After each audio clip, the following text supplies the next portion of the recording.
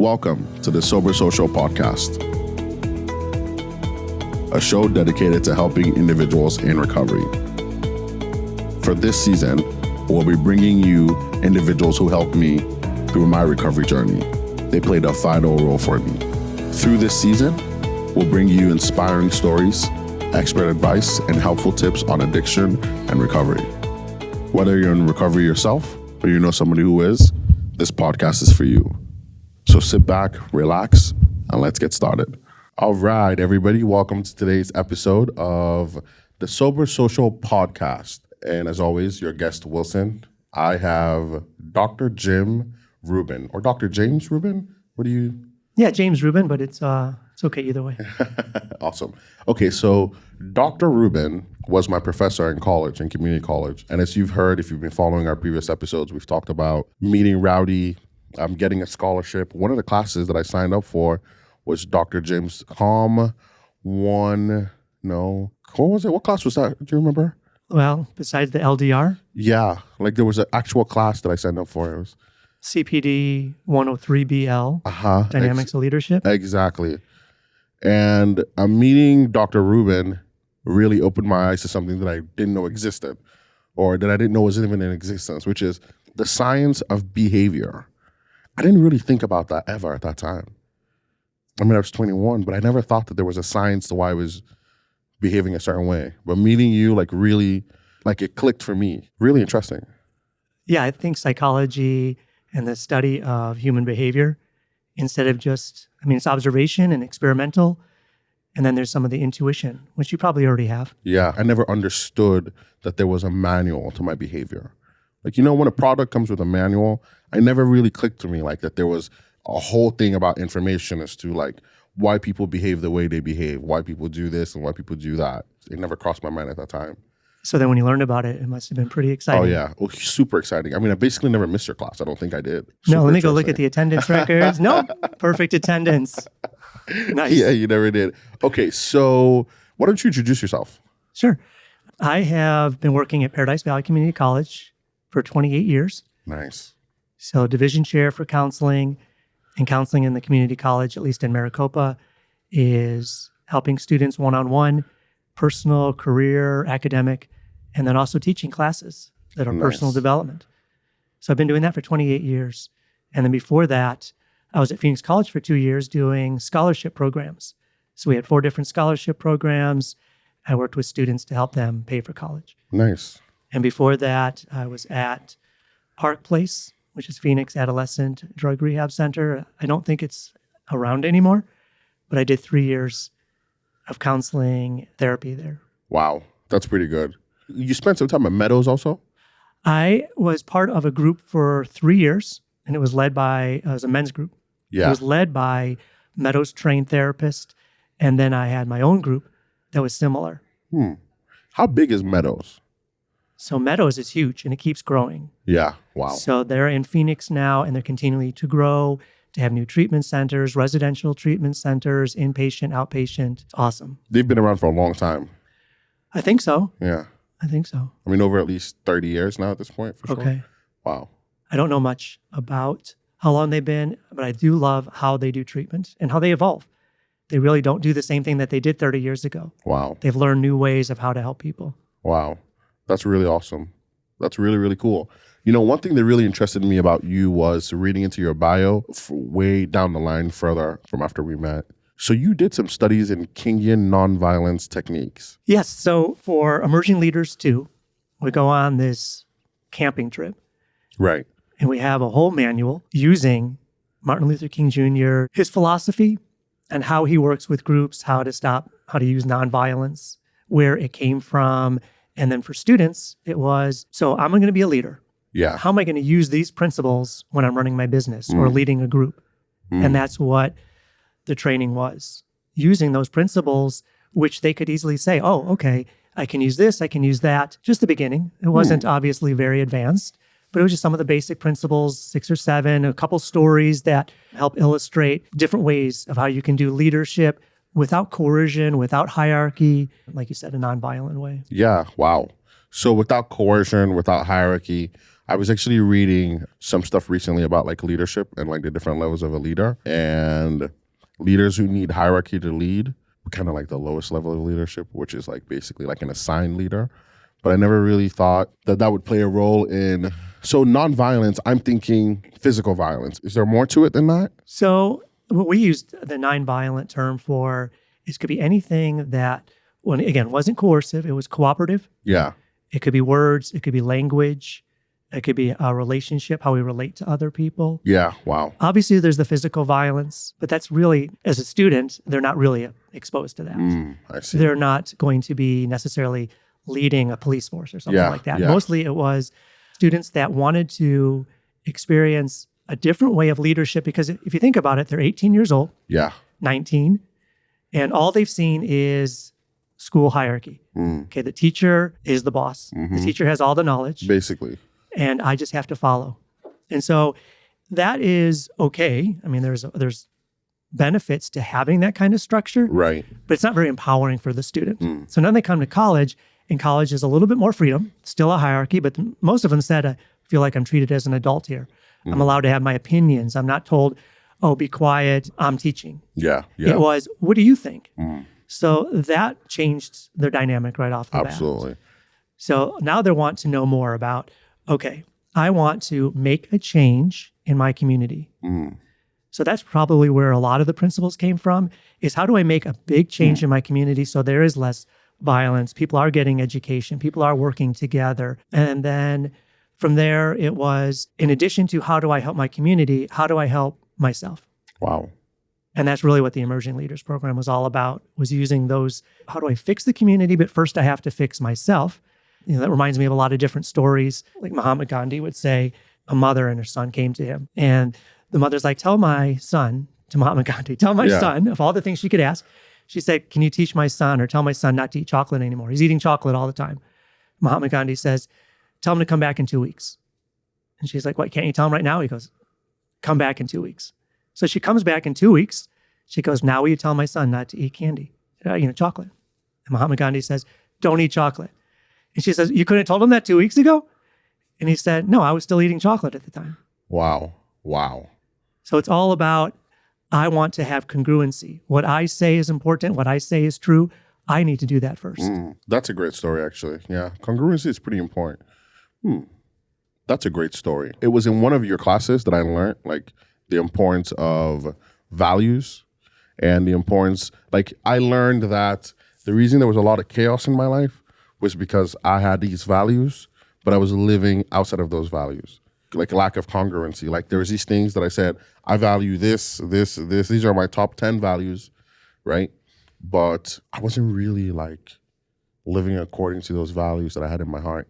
It was chaotic for me. It was doing all these other things, which is really, really great. Actually, to learn those things, not to live outside of your values. But yeah, it was really great. It was a huge insight for me. I never forget it. It was huge. That's wonderful. A lot of times folks aren't aware of their values, number one. Yeah. Let alone I am living with or without my values. Yeah. In congruency.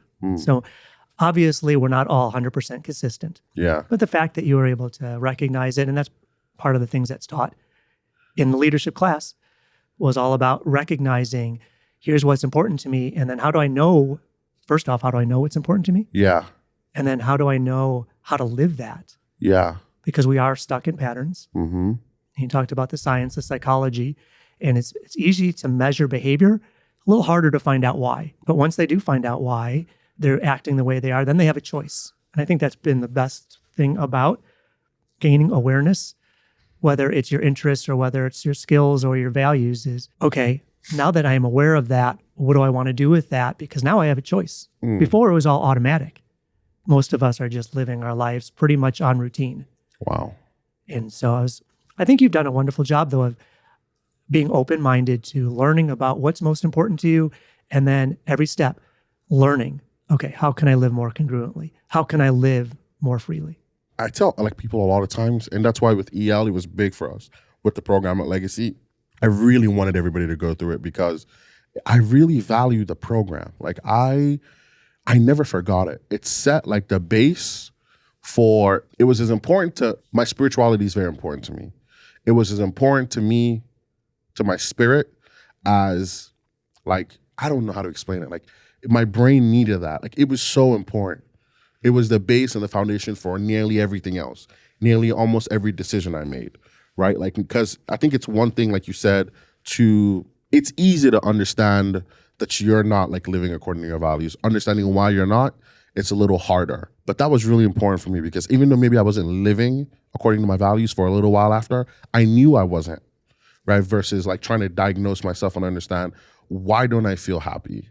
Why don't I feel good, right? Why don't I automatically would always know that it was because I was living outside of my values. And even till now, right? Like if I'm maybe going out of my way to do things, stretching myself, things that I really don't want to do, and I'm like, yeah, dude, this is just kind of out of your value system. And that's why you're like off balance. That's why you're unhappy. That's why like things aren't working out for you, because the things that I know, right, that I've taken my time to sit back and write down, I know these are the things that are important to me, I'm neglecting those things, right? Yeah. And then you have that feeling of my life is maybe doesn't have as much purpose, or I'm wasting time, or that felt good at the time, but now I'm having some emotion around it that's not comfortable. And so I want to do something different. I don't want to have this feeling. And then, again, I feel like it is tied to purpose. So I think part of that value system is what's most important to me. And then also, why am I here? What is my purpose in terms of, is it to help others? Is it to make money to use for something, a sense of security? Is my purpose just to be safe? So I think it's worth the exercise to determine what is most important to me, and then really what is my purpose? And then what are the steps that I need to take to live that purpose? That's really awesome. Yeah. So I think it relates to recovery. Yes. Because from my time as a counselor, and then also someone that's been in groups in recovery, that without that purpose, it's easy just to get distracted. It's easy just to, I'm having an uncomfortable feeling, and so I want to feel something else. And it doesn't matter what that is that's going to get me there. Whatever I can get that's quick, cheap, easy, accessible, then I'm going to do that to avoid this feeling. In addiction, having that purpose, all of a sudden, something shifts. Wow. So actually, the next question I was going to ask you was, why do people become addicts? And so you're saying basically it all starts from that deviation of your purpose, your values. And then it goes to, now I've deviated from it, and now there's this loud voice in my head trying to pull me back on track. Kind of like your phone while you're driving. When you go the wrong way, it's like, turn, make a U-turn, make a U-turn, make a U-turn. There's that voice in your head that's consistently saying, make a U-turn, go back that way, make a U-turn. And drugs numb that voice. When I think about the indication of something's right or wrong in my life, I think of it as a feeling. So the feeling of anger, sadness, disappointment, joy, all of those let me know what I just did was working or not. And I think addiction is the biological. First, there is that disposition, because some people can use and they're not addicted. They can stop, and others they can't. And the pleasure, that the area of the brain that controls the amount of pleasure, some people have more receptors or it's larger, so they're more prone to being triggered, having that addiction personality, so to speak, than others. So we know that. And then there's the environment. So most of the times what I would hear from people I was working with was, I got into drugs or I got into this addiction because I was having uncomfortable feelings. I was in a bad situation, and this helped me not have that feeling. It helped me get out of that situation temporarily. And so we all find ways to deal with and cope. And some of those ways are real positive because we have positive role models. We're exposed to that. We get reinforced for doing positive things. We have consequences for doing negative, and we make adjustments. But what about if you don't have that? So if you are in an environment where you are rewarded for violence, or you're rewarded for acting out, or you don't have any kind of role model that's positive, then you're going to look for something that probably isn't necessarily in your best interest, and that might work. I mean, that's the thing. Jordan Peterson said, the question isn't why people become addicts. He's like, it's why don't most people become addicts? Because the stuff works. But the problem is that they cause more problems than they end up helping.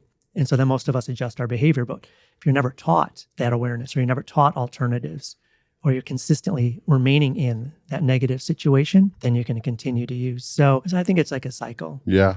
I do. I think it's a reinforcing cycle. So then we need something to interfere with that cycle, being taught how to recognize our emotions, being taught how to create values, long-term values that'll help us achieve our goals, All of those things most addicts have not been exposed to. Mm. And once they are, then Wow. they can start changing their behaviors. So basically you're saying, would you say, if you look at the stages of change model, Yeah. would you say awareness should be like number 0 or number 1? Awareness would be number 1.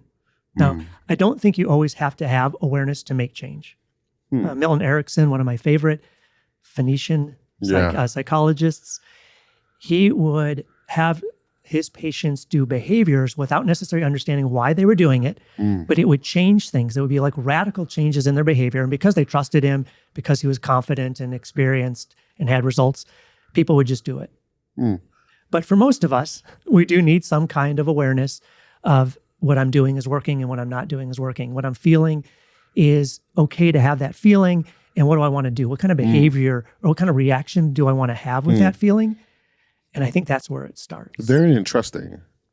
Very interesting. Wow. This gentleman that you speak of, what kind of things would he have people do? Like examples? Okay, so he has a couple come to him. They've been married for a long time. They're feeling estranged. They're not close anymore, and they want to feel close again. But sometimes they feel like, we can't. We've tried everything. Nothing's working. So instead of trying to understand the reasons for why they're unhappy or learning a communication skills, he would just say, okay, tomorrow at 6 a.m., I want you to hike Camelback Mountain, and I want you guys to hold hands the whole way there and the whole way back. Something radical like that. Yeah. Because that behavior was so odd to them, it was so different, and it's so, well, it is connecting. Yeah, 100%. They're doing something that is challenging, Yeah. and they're doing it together. There's something that shifted in how they saw something. Something shifted in their awareness. Something shifted in their behavior, how they saw each other, and then there was room for change. Wow. So do I think most of us could get away with just telling people to climb Camelback and they would do it? Probably not. But he could, and it worked. Wow. That's really cool. Like at the program, I think part of the reason we've been successful is, one, I'm Nigerian. So like there's this radical nature that like Nigerians just have about things. And for me, when I was going through my recovery process and I chose to stay away from drugs and not use anymore, it was very like radical. It was very this do or die. And I didn't really have any help. And so I really would subject myself to all sorts of things, like no food or like I'm not going there. Really make like a radical turnaround. And it's the same thing too with the program. When we have new people come in, or at least because, in the beginning with the first house, I managed that myself. It would be very radical. Like you can't go anywhere. You can't do this. You can't do that. You can't spend any money. You can't do anything. Literally. It's just very simply put, you're here. Let's talk. Let's figure out like what's going on. Everything else has been completely cut off from you. And I think there's something about that jolt, right? That like kind of like shifts the brain and goes like, oh, wait, this is different now. Like things are different. I'm going to have to focus here. I'm going to have to figure it out. I'm going to have to kind of deal with this guy, challenging like the former behaviors that used to be there, and like I had, even me in the process of doing that, like I even learned things about myself because I had like some residents or this one particular resident who came in and man, like she challenged everything I would say. And she taught me a lot, like even about myself, about other people, about how like things work, about why people challenge you, like how you can deal with people challenging you. Because the solution is not controversy with civility, right? It's like learning how to manage that because number one, I was starting off, I didn't want her to like completely discharge. I wanted her to have value and see the value. Even at one point, she wanted a discharge and I said, okay, go right ahead. If this is what you want to do and you've decided that this is the best thing for you, you can go ahead. Like in the morning, I'll try to figure it out and get you home. And she slept over it and decided not to. And I think I say all that to say like a lot of, with everything that's been going on too in behavioral health, a lot of places are like a little softer on things. And I think that's created a culture where like people who are trying to get better have become, like in my opinion, I think if you want to get better, one clear sign that I always see in my most successful residents is they are willing to do whatever it takes. Like go up that mountain holding hands. Okay, right? Like do this. Okay. Try this. Okay. They're willing to do whatever it takes at the end of the day. Yeah, put ego aside, put my control aside. And addiction is control. It's a reaction to being in an uncontrolled environment and trying to find something in which I can control, get that sense of security, groundedness. And then what you're mentioning is awesome, is when you're at that point where you're open, where you're receptive, change is more likely to happen. It is hard in the beginning to let go of control. Yeah. Because your whole life, for most addicts, has been people controlling them or their environment being out of control. And they haven't had that agency. They haven't had that opportunity. They've had structure, but it's been chaos structure. Wow. In other words, you can't do this and there's punishment. And sometimes there'd be punishment and sometimes there wasn't. Sometimes I could get away with it. Sometimes I wouldn't. It was chaos in that way. And I think what you're talking about is when a treatment center or counseling or a plan has some structure in it that makes sense. Yeah. Then, okay, that's safety that I can be in. My son, he is 13 now. So he has autism.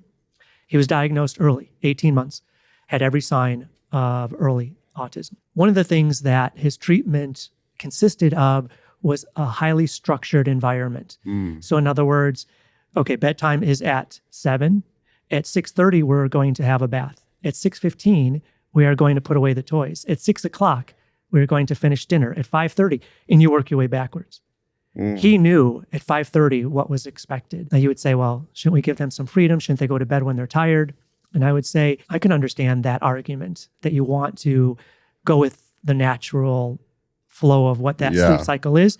But I do know that kids, and especially those that are on the spectrum, do best. And what I mean by best, I mean they have less anxiety.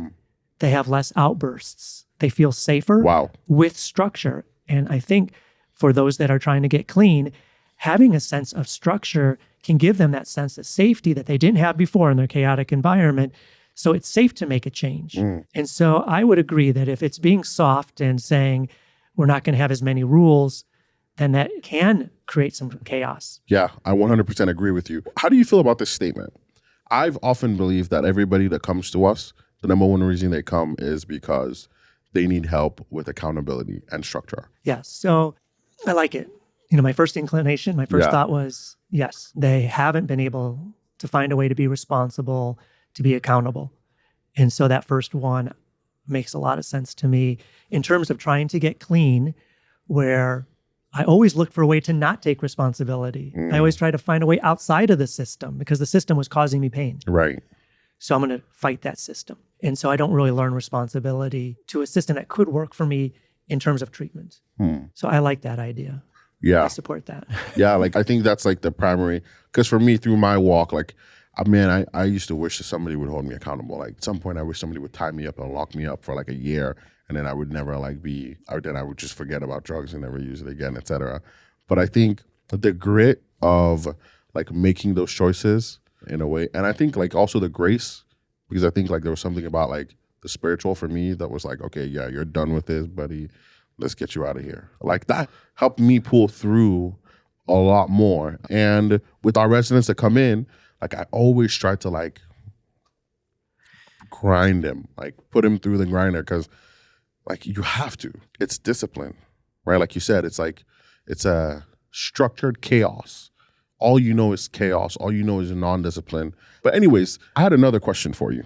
So how does addiction affect how the brain functions, right? Especially when it comes to decision-making and all that kind of stuff. How does that work? So I'm not sure that we totally understand how it works. Yeah. I do think part of it has to do with the central frontal cortex, our ability to the executive functions, being able to critically think. And then we have the other part of our brains, the emotional part, the midbrain, the central part of the brain where our emotions are processed. And I do feel like depending on the size of that and how many neural connections are made, we can be more prone, pleasure center that's more reactive than someone else. Okay. So there's that. And then the executive function, though, that allows us to say this is going to work or this isn't going to work. This is bad. This isn't bad. Right. I have choices. I think drugs does a tremendous job of altering the physical chemistry and the structure of the brain so that our pleasure center becomes bigger and the prefrontal cortex doesn't fire as much. That's a problem.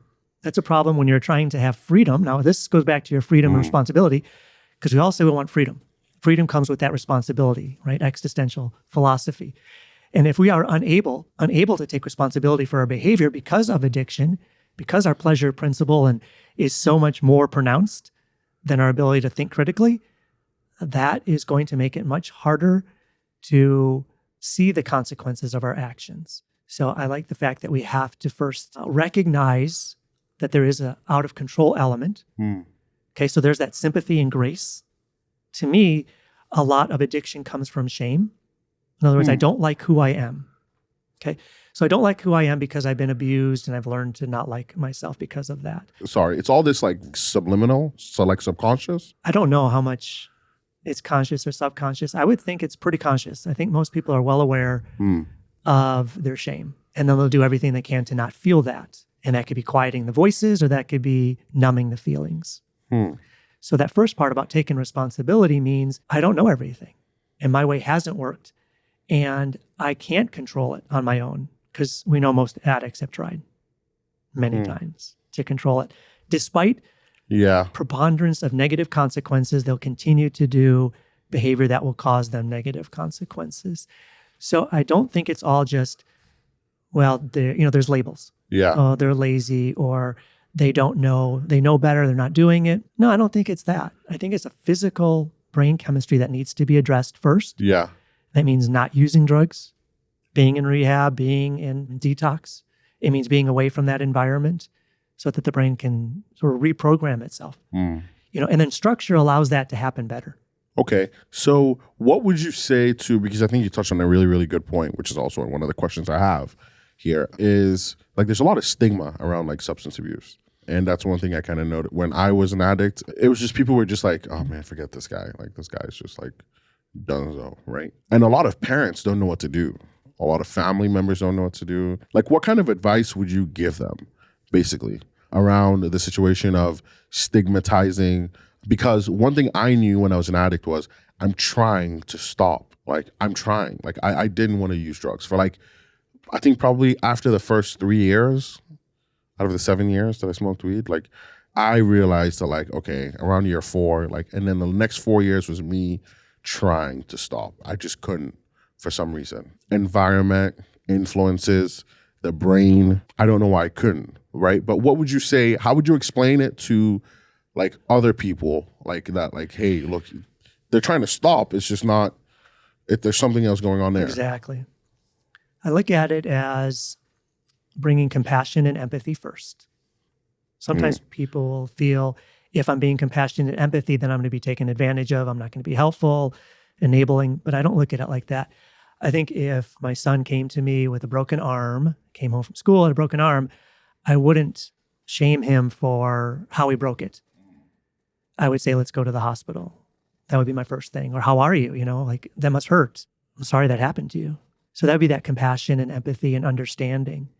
It could happen to anybody. Okay, so then we get some help. But mental illness, including addiction, some folks still feel that that is a choice that they're making as opposed to a broken bone where they had no choice. Right. And therefore, because it's a choice, I have to label them good or bad, and then because they're bad, then I'm going to pile on the shame, not going to get them help. Or maybe I don't believe in mental health as a treatment. Like I don't believe the treatment works. My feeling is that a lot of people that say that treatment doesn't work or they're afraid of getting help for their loved one is because they're afraid that it's going to change the system. They're going to have to change. The person is going to have to change, and that could be super uncomfortable. It's going to be just uncomfortable if the system changes and I'm liking how the system is. I don't like their behavior, but I'm doing everything right.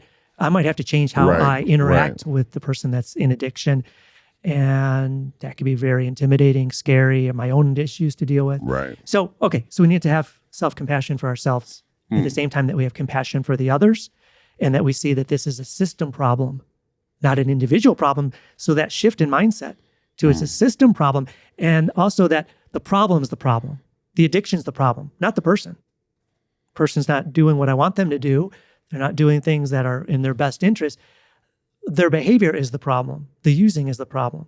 Okay, so now if we attack it in that way and not, I need to change the person, I need to change the problem, maybe that can open up some space to provide some grace, and then we can collaborate. Yeah, I think you're like one of the most patient people I know. Probably one of the most, if not the most patient person I know. And like you talked about, like your son, and I'm sure it's taken a lot of patience, right? And like even you working on yourself to be able to be the great dad you are. Right. And I think the struggle is there also with parents of addicts, because like it repeats itself consistently. Like, as you know, relapse is a part of recovery. It's a cycle, happens over and over and over again. And in that situation, it might be even a little worse because like then, and we'll talk about this more. It's one of the questions I have is like correlation between like substance abuse and crime, right? So now trust is broken, like in a household. Like for me, for instance, like I stole my sister's computer to feed my habit, like at some point, and it broke trust, like big time. And so it was very hard for her, although she never really like stopped like being my sister. Actually, she was great, but definitely trust was broken. The relationship wasn't the same, and the relationship has been repaired now, but it took a while to like repair that relationship. Basically, what would you say about the repetition? Like it keeps happening over and over and over again. Like I've taken them to like, you know, a rehab clinic. I've taken them to, you know, rehab, and they come back out, and like, what would you say about that part? Relapse does. It is a cumulative recovery process for most people. So cumulative. Tell me more about that. What do you mean? So in other words, let's just say I'm at a 0 to 10. Yeah. Okay, 0 to 10. 10 is in recovery. 0 is using full blown. Mm-hmm. Okay. So the first time in recovery, maybe I can get to a 2 or 3. I've learned some things. I've started to look at history. I started to look at behaviors. I started to create maybe a new environment, started to recognize triggers, started to repair relationships. Okay, then I'm out in the real world where it's not so controlled as it was in treatment. And so I might be exposed. I see. And therefore I'm triggered again. So then I go back to old behaviors because that's what I know. I'm still new to these behaviors that could help me. Those take some time to get used to. It's like a little bit of a baby tree, a sapling. When it's early on, those roots are very unstable, they're loose, but over time, they get stronger. Yeah, okay. So the recovery gets stronger. So the next time I work on my recovery. So relapse, and then I'm going to do something different again. I'm going to try and get help. So I don't go back to 0. I left at a 2 or 3. Wow. So now I can get to a 4 or 5 or 6, and the next time I'm in recovery. Wow. Maybe I get to 10. Obviously, some people, they do. But let's just say for most people, it takes 2 or 3 times because they can only change so much in their environment when they're out. And the more that they're in recovery, the more that they learn different ways to change different things. I also think there's a maturation process. In other words, I'm not the same person I was at 16 as I am at 18, as I am at 21. Maybe I have a kid now. Maybe I have a job now that has purpose. I didn't have that before. Wow. Maybe the person that was abusing me, that I had to go return to that environment. Maybe I'm not in that environment with them anymore. So there are also life cumulative changes that will affect recovery. Wow. I've never really thought about it like that before. To think of it like a cumulative process, which is like you stay in a rehab for like maybe 3 months, a year, you relapse, and then you're like, wow. Because I've always thought about it like you relapse, you start back again from like square one. I think the behaviors could be square one. Mm-hmm. In other words, I'm going back and doing all that, but I don't feel like the recovery is the same. I do feel like recovery, that information, the knowledge, that's not lost. Wow. If you were to run a program, or say you ran Meadows, if a resident relapses, leaves, and then comes back, would you start them all over again on the program? I would probably start them all over on the program. Okay. I still know that they're not going to be at the same place they were last time. Right. How they're going to do the program might be more advanced the second time. I see. Tell me more. In other words, more awareness of the history. They might have remembered more things that happened. So they had some abuse. Maybe they didn't talk about it the first time, or maybe they weren't able to process it fully. The second time they're back, they're talking more about that process. I mean, they're more in the process of, wow, this happened to me. This created great shame. This relates to my hating myself. I need to let go of that shame. And now they're more open, they're more humble, or maybe they're more mature and they're able to learn better. The same thing that they were taught before didn't stick, but now it will stick. Wow. Okay. So I do think if parents and other folks that are helping someone in recovery, if they realize that, they don't go into it thinking, okay, fix them. I think it's okay to say, you know what, there might be a chance that they do relapse, but we still can have that same level of compassion and understanding that it's not going to be the same and that this is part of a process. Very hard to trust the process. Very hard. So that's the other part of the advice, is listening to podcasts like this, reading books about it, talking to other parents and other people, CODA meetings, for example. They share their story and they explain how they enabled this abuser, or how they enabled the addict, and then how they Correct. learned. So listening to those stories, reading books, I do believe that those can be great ways to help you understand the process, to trust it. Are there any specific maybe DIY therapies, strategies, techniques like parents can like learn and do at home for themselves, et cetera? Where can people find these resources? So I do feel like there are a lot of helpful resources. And I know that if somebody went to your treatment center or to another, that they would get, here's some resources to read about. Here are people to talk to. Do I know anything specific? I don't think I would have anything specific. I think I would need to know more about what that person believes, what they want. I do feel like there's many different ways to recovery. I don't feel like there's only one way. I do think there are elements. There has to be a sense of humility or behavior change, sure. But how we go about that, many, many different effective ways to do that. Very interesting. So when you say humility, tell me more about that. That I don't know everything, that my way might not be the best way. And although I don't want to change my way because that means letting go, I'm afraid to let go because that means I'm going to get hurt again. If I let go, that means I'm going to be lost again.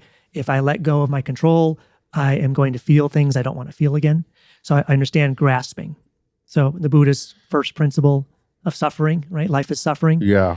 And we cause that suffering by holding on, attachment. Wow. So the more that we attach to our identity, the more we attach to our behaviors, the more we attach to this is right, this is wrong. Yeah. As somebody that doesn't know recovery, and yet they're going to say, nope, no, it's not going to work. So the humility to say, I need to listen to people that have recovered. And even though it might not resonate with me, I got to be open-minded that it worked for them. So there probably is some truth there. And then I listen to another story and I read another book, and I will start to notice some very consistent themes, certain things of how I think, certain things of how I feel, certain things of how I behave that are consistent over all these sources. That is knowledge. Wow. That's wisdom. Wow. And so the humility to say, I'm wrong, they're right, I'm going to try it and trust, that is when recovery really flourishes. Really, really kicks in and flourishes. Wow, that's really, really awesome. That's really, really awesome. That's great insight, really. Like, that's awesome insight. I think that plays a role as to why spirituality is a big deal. If you look at the 12 steps, like, I think that right there, that submission and that change in mindset that, like, man, I can't figure this out anymore by myself, right? This is really hard. I need to submit to something. And there's a saying that goes like, any man that can't be under the tutelage of another man can never learn to be a man. And I think it's the same thing too. Right? Like, if you want to learn how to be sober, you're probably going to have to listen to somebody, like a podcast, follow somebody on TV, follow one of these guys on social media, and just watch their lifestyle. Like, read, educate yourself, right? Like you've brought up earlier on. It's really good. It is challenging to be open-minded to that, to realize I don't have all the answers. If you weren't brought up with that way, it's a hard shift. And it is interesting, in Buddhism and Hinduism and like India, they have gurus. And their way of learning is through gurus, so that they submit to whatever the guru says because the guru has achieved the enlightenment, the nirvana that they're looking for. Absolutely. And then I think sometimes in the West, to generalize a little bit, is that sometimes we feel like the individualism is more important than the guru, to let go, to say, well, he knows more than I do. You're not going to get ahead that way. When I've talked to folks that have followed a guru or that are from India, they just find it really odd that we don't, that we think that we can just do it ourselves. Really? They think that's just really, really odd. They're like, so the baby is going to teach itself how to read and speak. And you would never do that. No, I agree. I think for continuity of any dynasty, there has to be that like process of like, okay, look, we've tried this. Here's a better system. It's documented. Let's catch you up so you can keep moving. You don't make the same mistakes we've made. When you mentioned spirituality, it reminded me of the treatment center that I worked at, where we had some folks from the Salt River, Pima Reservation. They would run sweat lodges. Yeah. And so in that process, there is a lot of letting go because you're physically uncomfortable, but it's a communal. So we're all experiencing the same thing. And there's a leader, and the leader invokes the lessons, wisdom, and just the ceremony of our ancestors. So people that have done this before, and they trust in those ancestors. They trust in that knowledge and information because they've seen it passed on. Wow. And they trust in the community. So a big part of advice, a big part of recovery is spirituality and that is tied to a community and it is tied to purpose. Wow. So I'm glad That's that you huge. mentioned spirituality in the recovery process, because I found that to be extremely effective as a way to let go of ego, as a way to connect with others that have succeeded, as a way to connect, because I feel like addiction is very isolating, right? You feel like you're the only one that's experiencing it. You're the only one that you can rely on. And then you start to just think, well, then your brain also changes because of the drugs or because of addiction. And so you're just seeking pleasure. When you're just seeking pleasure, you're not necessarily thinking of others. So I think that connection and community is crucial for long-term recovery and happiness. Could you get clean without it? Sure. Can you stay clean without that? I don't know. Be tough, be super challenging. And I don't know how happy you could really be. Most people cannot be happy in isolation without a community. I agree. I think a community is something that's become very important to me. Finding the right people, not like even a large community, but like a small, good-sized community of people you can trust and you can talk to. You know, one thing I also realize is through your recovery process, sometimes people build the wrong community around themselves. So one phenom that like is almost always there and repeats itself over and over again is dating too early in your recovery process. And almost always that ends terribly. So yeah, they call it like 13 stepping. Why do people do that? Like what's the... Well, I do feel people take one addiction and they'll just transfer it to another addiction. So I do feel like relating addiction, sex addiction is more acceptable than say cocaine, other addictions, right? I see. So, and then also I have a chance to once again experience a high in that relationship, because that's a new relationship. Yeah. That's a huge endorphin rush. It feels great. We feel loved. We feel special. It's very selfish and self-centered. This other person completes me. This other person, I need this other person. I've heard these tropes that are extremely harmful, because once again, you're just feeding that sort of egoism. You're just feeling that individualism, just feeding that addiction of feel good. And then of course, what could happen is that you don't take care of yourself. You don't go to the meetings. Well, I want to spend time with them. I don't reach out to talk to other people. I have this person now. I don't need to talk to other people and build a community because I have this other person that makes me feel good, complete, which I do think is false. I think it's naive. Why? Because it changes. The relationship changes and evolves. Now they start to want stuff. They start to push back after that honeymoon period, after that period of where we just let things slide. Yeah. In fact, I think it might be cute. They're snoring. Oh, that's so cute. Or they're doing this and then after a little while, you're like, it's not so cute anymore. Yeah. And I think that honeymoon period ends. And then you start to see the real person more clearly, not how you want them to be, but how they are. And you may or may not like that. And then you're going to have conflict. Because in the beginning, we don't have much conflict. It ends. If there's conflict, oftentimes it just ends. But let's just say it doesn't end. There's not much conflict. And then there will be conflict because we have our own lives. We're no longer spending all our time together, or that other person is not able to meet all of our needs, of course, even though we thought they could forever. I don't need anyone else. Of course not. So we find that it's not feeling the same way. So maybe we dump that relationship, or we dump it and find someone else, right? Continue to do that. Or what happens is I'm in early recovery. I find this other person. I'm feeling great. I don't need to use. And then there is that conflict, or something happens, or they decide they don't want to be with us anymore. And we haven't had that skills or that community or the awareness of how to deal with negative feelings to withstand that, to cope. And so then we go and we use. Wow. That's something that I've always thought about. For me, I realized early on patterns. And so I realized that every time I would try to get sober and a girl would get involved early, I would relapse. It was almost always, it was like a mix. It was like trying to get sober, girl, fail. Trying to get sober, party, fail. Trying to get sober, certain friends, fail. Always. Trying to get sober, one argument, one person annoying me was enough of an excuse for me to be like, you know what, forget it. Like trying to get sober, have a lot of money come in, like for some reason, whatever, like fail. I would be like, okay, yeah, I'm going to buy drugs. And so those patterns helped me understand early on that relationships almost are a sobriety killer. Almost always, right? Like, because like you're saying, like it's like replacing one addiction with another one. And it's almost always going to be detrimental. Yeah, super risky. like almost always. How can people cope with the emotion of wanting somebody else coming out? Like when you start to sober up, like you feel better. Like you're like, oh yeah, great. And then there comes this girl that loves you and you think you're in love with her. Like what's a healthy way of figuring that out? I do feel like having that structure that we talked about earlier. So having that structure in place once I get out of recovery is super important. So I know, okay, I can't date. I shouldn't date. Likely going to relapse. Having that. So what do I do instead? What is it that I'm looking for in that relationship? Okay, I'm looking for someone to make me feel something good. So I'm looking for a high again. Okay, there's my first warning. I'm looking for the high again. How do I get used to being bored? How do I deal with those feelings? So that's the first thing. I have to be aware of the feelings, and then I have to learn new coping skills to deal with feeling bored or lonely. So in recovery, one of the most important things as soon as I'm out of treatment, get 5, 10, 15 numbers. People that are also in recovery. So if I call one person not available, I call the second, and I just talk to somebody long enough so that craving, that feeling lessens. And then I can make a better choice. So most of the times the feelings become overwhelming and I don't have as much choice. Very hard to stop a boulder if it's already halfway down, almost near the bottom. It's moving really fast, very hard. Much easier at the top. So let's deal with those feelings right at the top.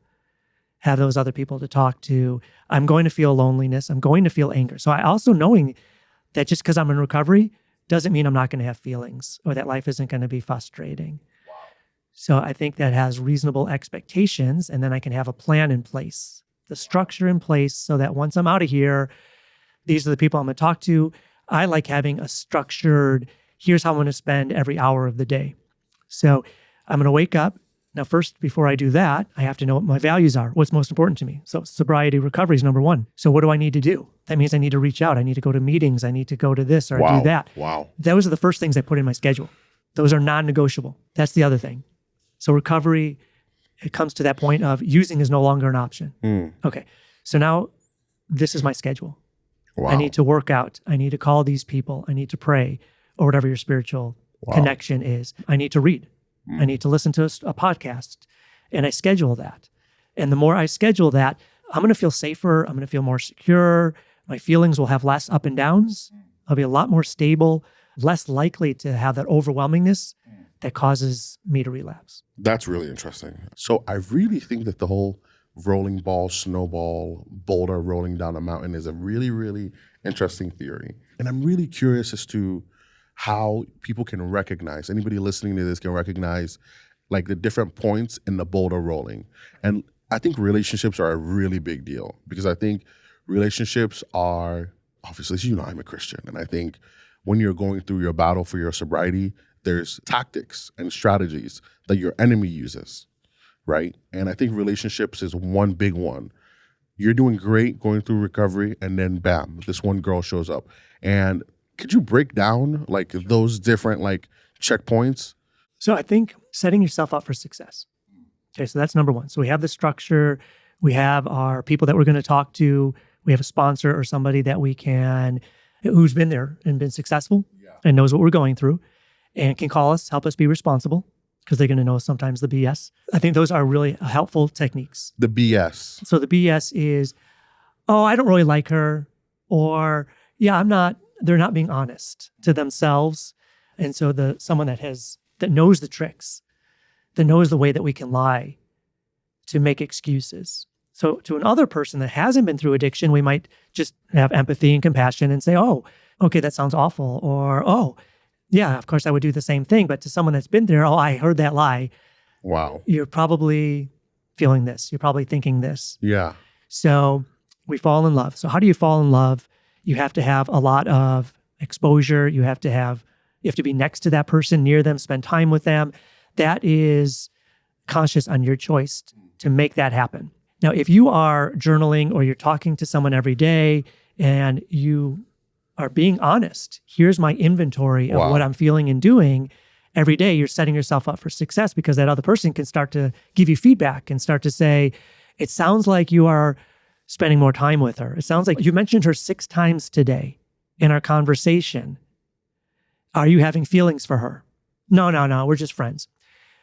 I believe you. I also think that you are having feelings. Yeah.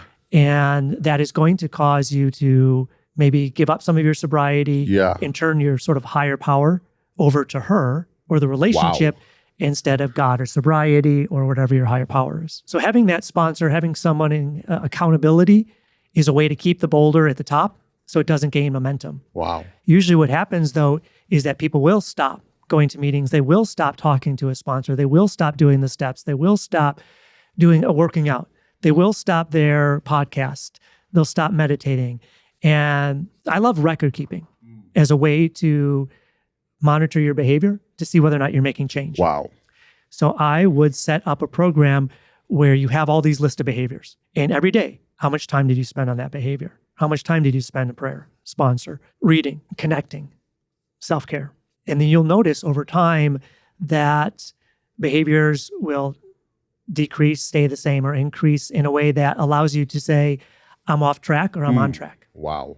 So that awareness, because of record keeping, because most people are very poor at realizing how much time they spend on something. So if I asked, how much time did I spend thinking about money this past week? How much time did I spend thinking about work? How much time did I spend thinking about family? If you were to guess, I'm thinking it'd be way off. How much time did you spend on video games this week? I don't know. Keep track. Is that too much or too little? We only know after we've kept track for a while. Wow. So if you kept track of how often are you thinking about her? How often are you talking about her? How often are you going to visit her? We can keep the boulder at the top. So, Jim, Dr. Rubin, what you've talked about here really, it's like it triggers me to think of a mechanism, right? Because you use the phrase, how committed are you to your recovery? Like developing a mechanism or a checklist or like something, a document that shows if you're doing this, you are 1% committed. If you're doing this, you're 10% committed. If you're doing this, you're 20% committed. If you're doing this, this, and this, you're 30%. If you're doing all these things, you're 100% committed. If you're doing all these things, you're 80% committed, right? Like, because I think... In actions. So those are actions. Absolutely. In terms of motivation, only that individual can really know. I do like the idea of monitoring my motivation. How motivated am I right now in my sobriety? Wow. So it's okay that it's not always a 10. To be honest, that it got down to an 8, 7, 6, 5. There's a lot of courage in that. And that's a great way to recognize, wow, that boulder is gaining momentum. If I don't change, it's going to be get to a point where I might not be able to change it. And it could end my sobriety. Wow. Relate that to, wow. So you're saying there's a correlation between your motivation and your actions eventually?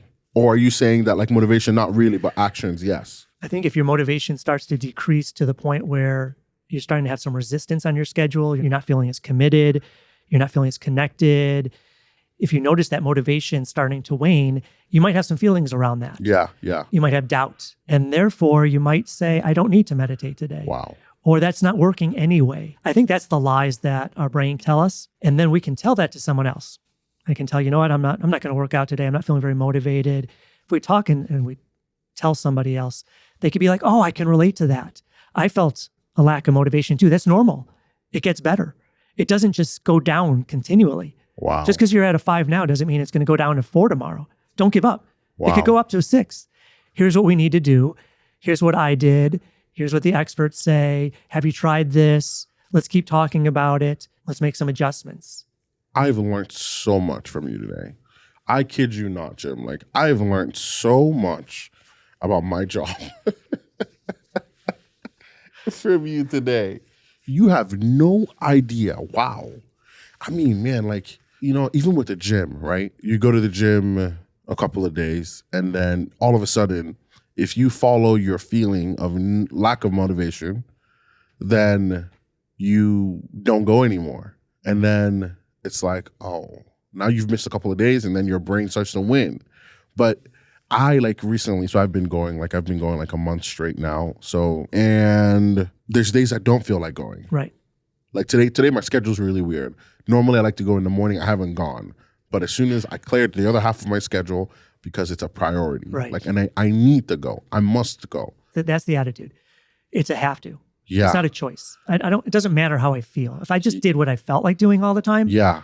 Right. If we all did what we just felt like doing all the time, we'd all be in jail. Yeah. Or dead. Right. So it's not about I don't feel like working out, or I do it. So I go to the gym depending, it doesn't matter how I feel. And sometimes doing a bad job is better than doing no job. So I don't have to go to the gym with the expectation that I'm going to do the lat pull down for 175 pounds, 10 reps. Wow. I'm not going in there. I'm like, I'm going to do the lat pull down. I'm going to try 160 and I'm going to do 3 sets. Okay, maybe I'm just going to do 2 sets, but I'm going to do something. And that's going to be good enough because I know tomorrow, in fact, in 10 minutes, I'm going to feel differently. Once I start working out, maybe in the first 10 minutes, I'm like, oh, I can't do this. Okay, I'm going to do it.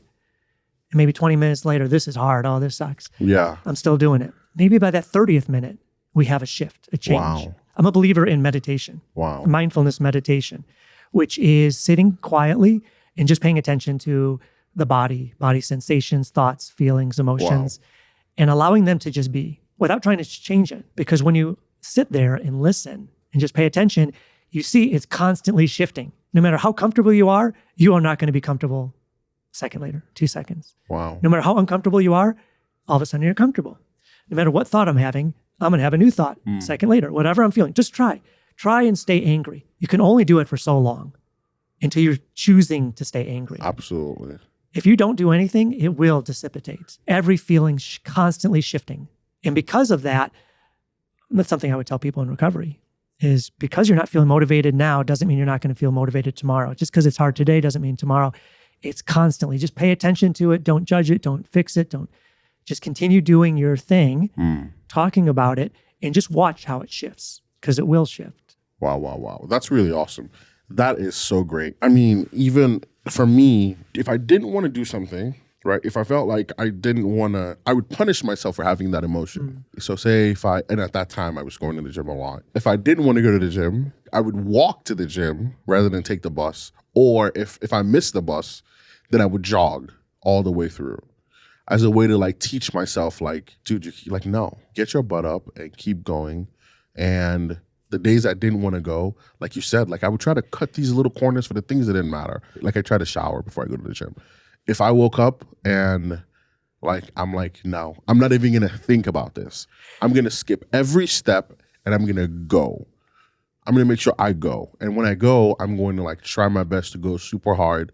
I'm going to stay there longer, no matter what happens, because I want to get comfortable in that space, right? Like I don't want to go and then leave and then go home. I want to stay there, like get comfortable being in the gym. Whether I'm just sitting, stretching, talking to people, like just go So you're going to be motivated to come back and do that again. One of the things that you mentioned reminded me of, how can I set myself up to be more motivated? So sometimes we think motivation just happens. I don't think that's true. I think if I go to bed late, I have to wake up early, I'm probably going to be less motivated to go to the gym than if I went to bed early and got enough sleep. So I can go to bed earlier, increase the likelihood that I'll have motivation tomorrow. If I have my shoes out, my shoes are as soon as I wake up, my shoes are right by my bed. I'm more likely to put my running shoes. Let's say I'm running, right. So my running shoes are right there. Boom.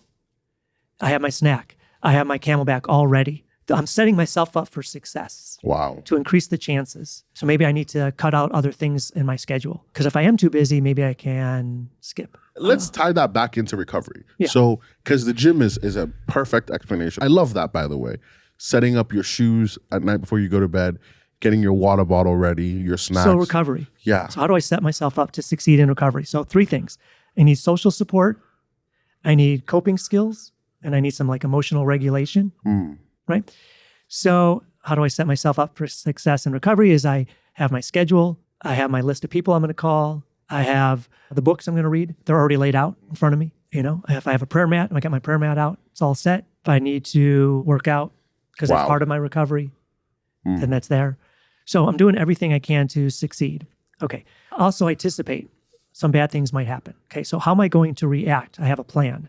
If this happens, if I miss the bus, what am I going to do? Wow. Here's the plan. I do poorly on the test in school. Because part of I see people that are in recovery in school all the time and they do poorly on the test. It triggers the shame. That shame triggers relapse. So, okay, what's the realistic expectation of doing well on that test? I'm probably going to get a C. Man. And you're going to feel really disappointed. What are you going to do with that disappointment? I'm going to journal and I'm going to say, I'm pissed, I'm angry. And I'm going to journal that out and I'm going to call you, Jim, and I'm going to take a run. Okay, great. You just set yourself up for success the next time you're going to have this negative emotion so that it's not as powerful over you. Wow. Jim, like that's like, Wow. Great job. Way to articulate that. Like, that's amazing. Because I've never ever thought about, like, if something went wrong, I never think past that, right? Like, even me personally, like, if I don't go to the gym, like, I don't know. I just knew I would do that. I didn't think it through to go, okay, if this didn't happen, then I would have to do this, right? Like, it's like, if you fail the test, you like, just go. yeah, like, I just went. I just knew it had to happen.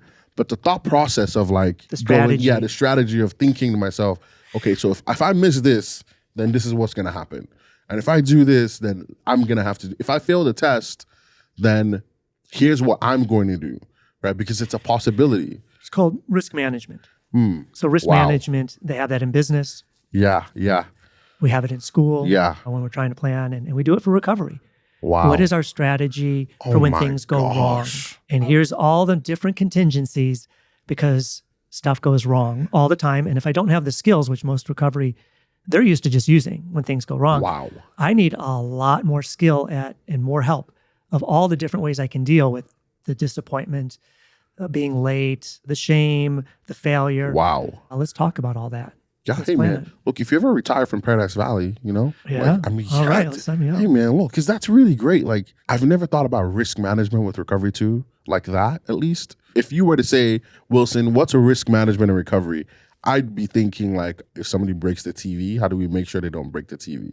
How do we make sure they don't relapse in the house? How do we make sure they don't? When I say relapse, I mean like relapse that could lead to death. How do we make sure, like, that's what I would think of as a risk. Like, we lock the knives away. We lock the medication away. That's Right, you're risk. thinking ahead. Yeah, like, but the risk of relapse, risk management in that sense, I would have never thought about that ever. I mean, my wheels are just spinning and spinning and spinning, because basically talking to you now, I realize how much more work there is to be done, like, especially on the professional side with, like, legacy, right? Like, so, man, there's tons and tons to do, like risk management. We could role play potential threats. Wow. So there could be a group called risk management Right.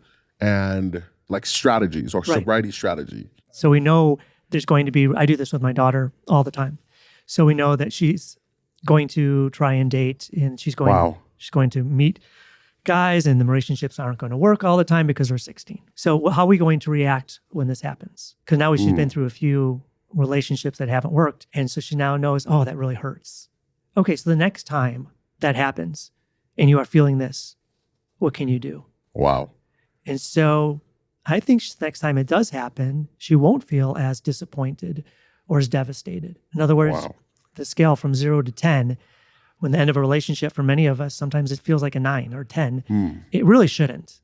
Unless it's like a long-term friendship or relationship. Most of these new relationships that end, we shouldn't have like a reaction of a 10 if it doesn't work. But sometimes we do, right? Like if we lose ourselves, like in 16, you lose yourself in that relationship. It's all you know. By 30 and 40, you're kind of like, it didn't work out. But for her age, it's good to start to role play. Okay, you're feeling this, feeling devastated. The thought comes into my mind, I will never be liked. This is going to be embarrassing. My friends are going to make all of this stuff. Okay, let's talk about how you're going to react to each of these things that's going through your brain of what's going to go wrong, so that when it does happen, I knew you were coming. It's like you knew the boogeyman's coming. You're like, I knew you're going to be there, and I'm prepared, as opposed to just going into it blindly, just hoping it's going to work out. That's awesome. So it can be applied in everything. Yeah, literally risk management in every single thing. Like because there's risk in everything, basically. There's risk in everything. Getting in your car, you have a seatbelt for that. Your medication, that's why you put it in a container. So we got her a kit. She just started driving, right? 16. We got her a kit. If you get in an accident, there's all these checklists. Wow. Here's what to do for the police. Here's what to do with the other person. Here's what to do for your car. Here's how to protect your car. Like, here's the cones. There's like 15 different little handouts with a checklist of 15 different steps. Are you kidding? I'm not even kidding. Best $20 ever spent. $20. So she gets into an accident. She's like, all I have to do is read this. There's actually there's not even a worry. Because I'm like, you're going to get into an accident. It's going to happen. We all do. You're 16. Doesn't matter. Everyone's had an accident in their life. That's why we have insurance. So now that you're going to get into that, how are you going to deal with it? Because when I got into my first accident, I thought that was never going to happen. No one ever talked to me about the potential of me getting into an accident or pulled over by police. It's terrifying. All of these catastrophic thoughts go through my head. I'm never going to get a car. I'm going to go to jail. My dad's going to, all this stuff, just panic. If I had been prepared, like, okay, this is going to happen. So I can go back to everything, the 13th stepping. Wow. You are going to be attracted to somebody. And here's all the things you're going to do. You're going to make time for them. You're going to stop doing this. That would be a wonderful thing to talk about to prevent them dating within that first year. Wow. So 13th stepping. 13th step risk management training. We need a funny acronym for that. Relapse Yeah. risk management. So not just how to avoid it, because it's not always avoidable. Sobriety strategic group or strategies for sobriety group. This has been awesome. This has been so great. You have no idea. Man, even I've learned, like just listening to you, because it's very straight to the point. I think every point that you made was very relatable and extremely practical. I think was the big thing and applicable through like all different areas. Thank you so much for coming on today. It was my pleasure. It's always great listening to you, Jim, because like I can learn a ton. It really, really is. Because you're actually quite quiet. You don't really say much.